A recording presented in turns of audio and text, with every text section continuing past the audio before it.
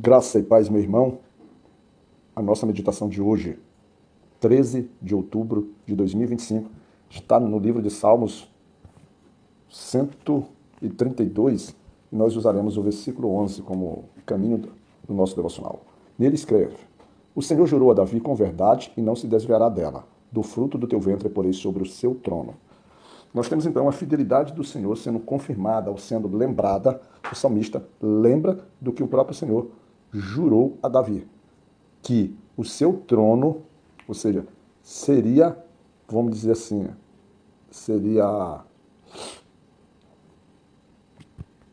ocupado por descendentes do rei Davi. Porque o rei Davi foi um homem, primeiramente, segundo o coração de Deus, escolhido para o próprio Deus governar. Então, Davi e sua linhagem era propósito de Deus para a nação de Israel. E isso, é claro que a gente faz aquele pormenor, que o próprio Deus é que deveria ser o rei da nação de Israel. Mas os homens, nós temos a nossa forma de... Nós insistimos em ter uma forma própria de querer viver. E Deus, dentro da sua misericórdia, né, acaba por vezes ali abraçando, né, ou permitindo com que as coisas aconteçam, mas sem perder o controle da situação. É algo estranho e fantástico. O cenário aqui se desenvolve dessa forma porque o salmista ele está rememorando, né? Lembrando que esse aqui é um daqueles famosos cantos integrais, ou seja, da peregrinação do povo, né? Dos mais diversos lugares em direção à cidade santa, né? A cidade de Jerusalém. E eles então vão rememorando, porque quando chega logo no início do Salmos, no versículo 1, ele diz assim: o que é o cenário? Ele diz assim: lembra-te, Senhor, de Davi e de todas as suas aflições. Ele lá, no início da nossa devocional, ele está falando da confirmação da fidelidade. E aqui ele está trazendo qual o motivo dessa fidelidade, o que acontecia. Davi, no transcorrer desses salmos, dessa lembrança, esses salmos vai trazer a lembrança do que ocorre ali entre o segundo livro de Samuel 6 e 7, que é a busca da aliança, ou seja, a retomada da Arca da Aliança por Davi, e principalmente o desejo que nasce no coração de Davi, que é um desejo que a própria palavra que o próprio Salmo está trazendo, que também é no desejo do Senhor, porque ele diz assim, no versículo 14, este é o meu repouso para sempre, aqui habitarei, pois o desejei. Ou seja, o salmista está trazendo aqui que o próprio Deus diz assim, que era desejo do Senhor, uma habitação dessa que nasce no coração de Davi, é externada no coração de Davi, que no final não é nem Davi que constrói o templo e vai ser feito pela mão de seu filho Salomão, é tudo muito, vamos dizer assim, um agir do próprio Deus, porque Davi era um homem de mão de sangue, mão de guerra, era um homem que tinha um propósito, na verdade, de conquista e destruir, por exemplo, os domínios, né? E dar um testemunho da sua fidelidade, da sua inquestionável fé e da confiança no Senhor. E Davi, então, entre o versículo 1, né, e o versículo 5, o Davi, ele se coloca à disposição, dizendo assim, olha, para mim, torna-se uma missão prioritária. Para mim, encontrar uma casa, preparar uma casa para o Senhor é prioritário. E eu colocarei isso acima de qualquer necessidade, ou seja, eu não entrarei na minha casa, ou seja, eu não irei para casa antes que eu faça isso, eu não me permitirei dormir enquanto eu não fizer isso,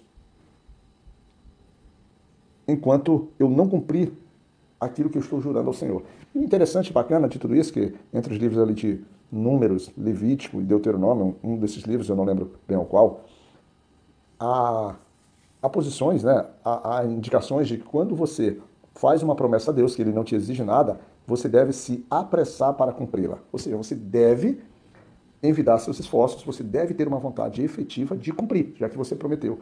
E o bom desses salmos é que ele, indiretamente, ele traz essa lembrança. Então, Davi diz assim, olha, se eu prometi ao Senhor, eu vou fazer. E o gostoso de tudo isso é que Deus, lá no versículo 11, que é o carro-chefe do nosso devocional, ele também está com o mesmo propósito de Davi, ou seja, que na verdade é o inverso. Davi está com o mesmo propósito daquilo que já é a fidelidade, já é a certeza de Deus.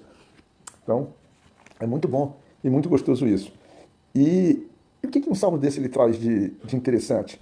É justamente esse compromisso.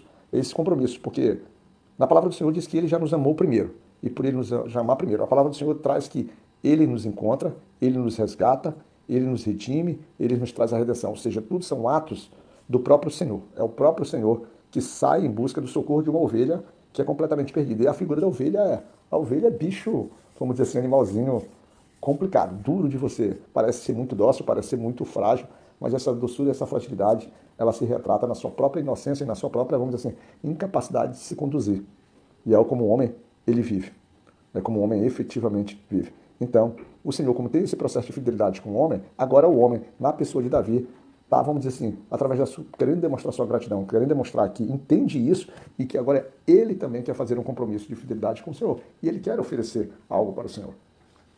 Mas construir um templo, para que Deus possa habitar.